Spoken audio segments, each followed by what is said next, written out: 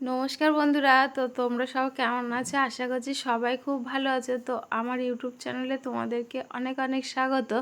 তো তোমরা আমার পুরো ভিডিওটা দেখো, আশা করছি তোমাদের খুব ভালো লাগবে। তো আমরা সকাল সকাল স্নান করে কাজকর্ম করে আমি রেডি হচ্ছি। আর তোমরা অনেকেই বলো যে বৌদি ভাই তুমি কী মাখো, তো আমি ফেস ওয়াশ দিয়ে একটু স্নান করে তারপরে মুখে একটু টোনার লাগিয়ে, আমি মুখে কিছুই দেওয়া হয় না, তো আমি মাথাশ্রী রেডি হয়ে নিচ্ছি সিঁদুর পরে। আর এদিকে আমার ছেলেও কিন্তু রেডি হচ্ছে, ও যাবে বলে।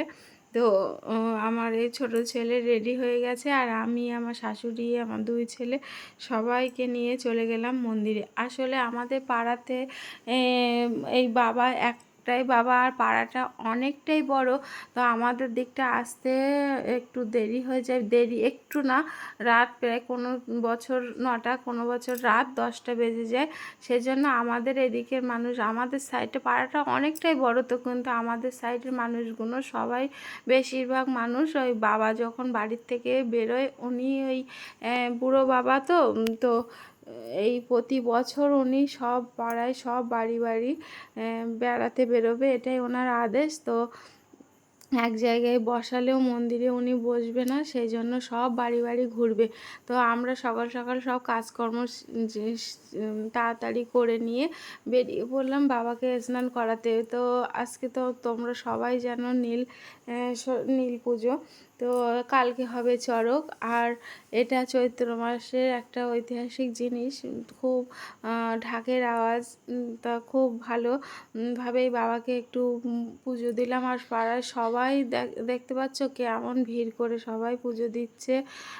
আর আমাদের বাবাটা কিন্তু খুব ছোট্ট, কিন্তু এনার ক্ষমতা অসীম, মানে খুব আর এই বাবাকে স্নান করিয়ে বাড়িতে এসে সকালবেলা একটু বেলের শরবত করে সবাইকে দিলাম। আর দুপুরবেলা হয়েছিল লুচি, ছোলার ডাল, কুমড়ো আলু, ডাঁটা। আসলে আজকের দিনে তো সজনের ডাঁটা এই বলে, ঢাকের আওয়াজ পড়লেই আর সজনের ডাঁটা মানে পাওয়া যায় না।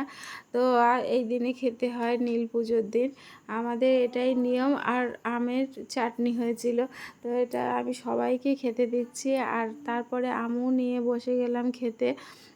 সব কাজকর্ম সেরে তারপরে ছেলেরা দেখছি এসে বিছনায় মানে একটু শুয়ে আছে, আর আমি ভিডিও করছি বলে আমার বড় ছেলে ছোট ছেলে একটু কাঁথা মুড়ি দিয়ে আমার সঙ্গে পাখামো করছে, আর তোমাদের দাদাভাই শুয়ে আছে। তারপরে আমাদের বাড়িতে দেখতে পাচ্ছ প্রায় রাত 9টার দিকে বাবা বুড়ো শিব আসলেন।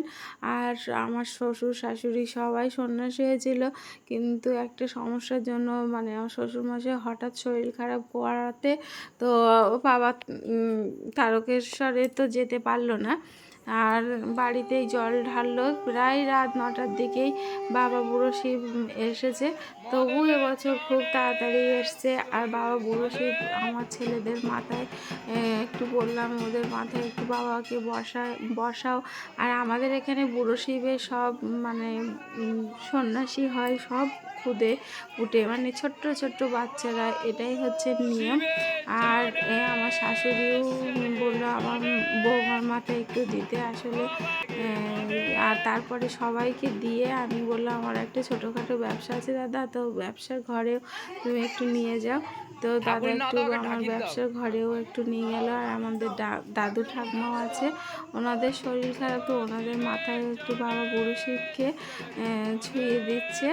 তারপরে ছুঁয়ে বাবা বুড়ো শিবকে নিয়ে যাচ্ছে। তো আজকে ভিডিওটা কিন্তু এই পর্যন্ত। তোমাদের কেমন লাগলো কমেন্ট করে জানিও। নেক্সট ভিডিও দেখাচ্ছে, টাটা।